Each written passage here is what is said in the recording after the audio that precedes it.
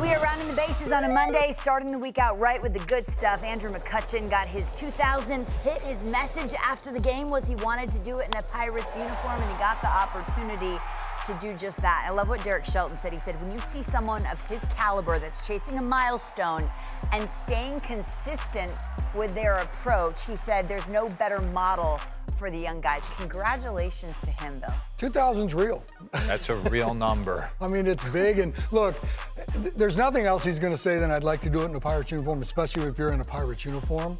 You know it matters to him. You know it does. I think he went back for a reason. I think he had a great career. He's an MVP, correct? He's got that under his belt. Yeah. He's done an awful lot of things good in the game, and there was an opportunity for him to go back.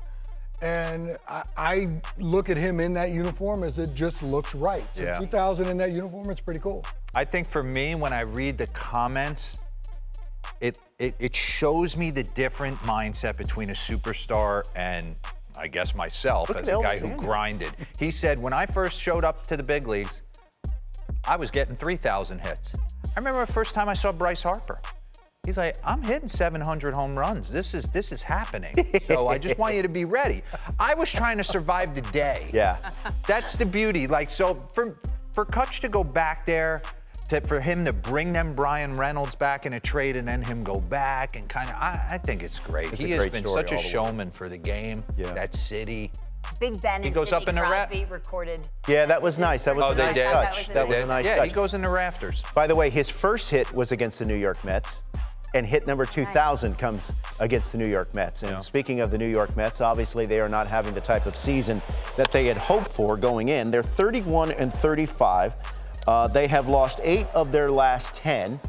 And their owner, Steve Cohen, making some comments in a part of an exclusive interview to the New York Post and our friend Joel Sherman. This is in part what he had to say on the recent struggles. Quote, when things get really bad, I'm not going to blow up. I don't think that's the proper response. I don't think it solves anything other than it gives people a one-day story. But it doesn't really solve anything. There's plenty of blame to go around from a performance point of view. So blowing up, I'm not sure it solves anything. D-Row, what do you think of those comments? I think he's spot on. I also think he's spot on in his critique of why they're struggling with regards to the starting pitching. Listen, they've had a spattering of Verlander and Scherzer together. They didn't have the depth to kind of cover those guys going down. There's been this kind of fight for at-bats in the lineup between some of the younger guys and some of the guys that I think Buck is given a little bit too long a leash to.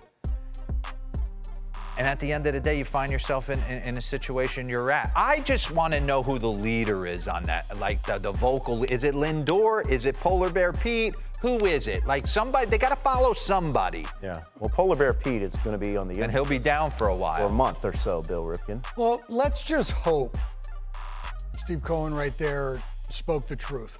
There's a lot of cases in the sport world, somebody will come out and he'll say, okay, nothing's going to happen, and the next week, whack, something happens. Somebody gets let go. But They're in agree. it, Billy, for 2 years with these two big dog pitchers. Well, yeah, Like, and that's it. the one that actually has agreed or has written his name down at the bottom of it is all the big free agents that have come in there for the dollars.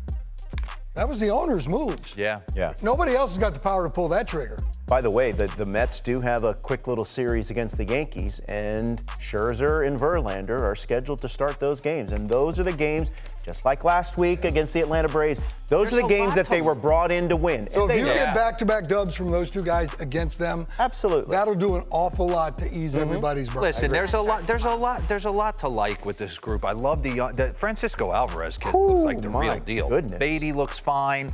There's a lot to like. Edwin Diaz, as good as David Robertson's been.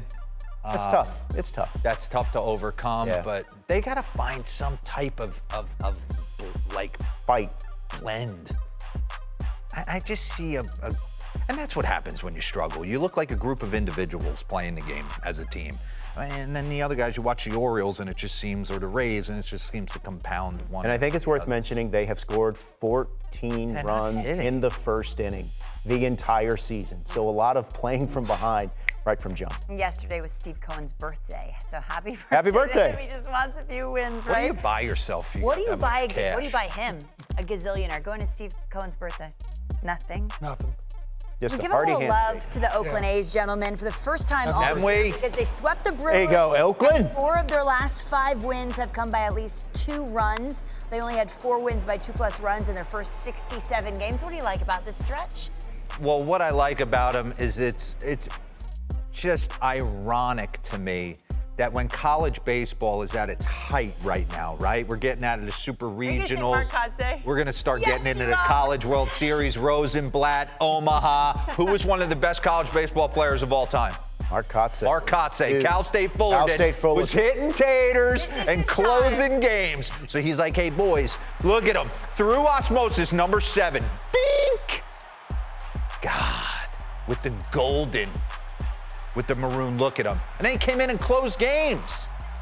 So the Oakland A's boys are feeding off it. He's like, guys, right around this time is where I used to really light up.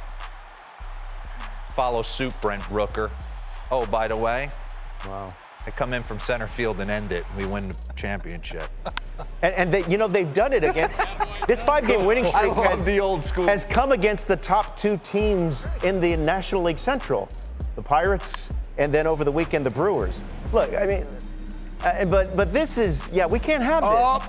That's the Homer Thor, and the Thor's hammer. The Thor's hammer. The Thor's hammer. Look at Shea Langoliers like, oh, dude, what'd you do? Bang. Yeah, those things cost money now. That's How much, Robert? Look, hey, How much? That's rough. When you're finally doing something When your right, shtick breaks. and then your home run celebration. Hey, We've all been there. Come on. you know what I'm talking about. Come on.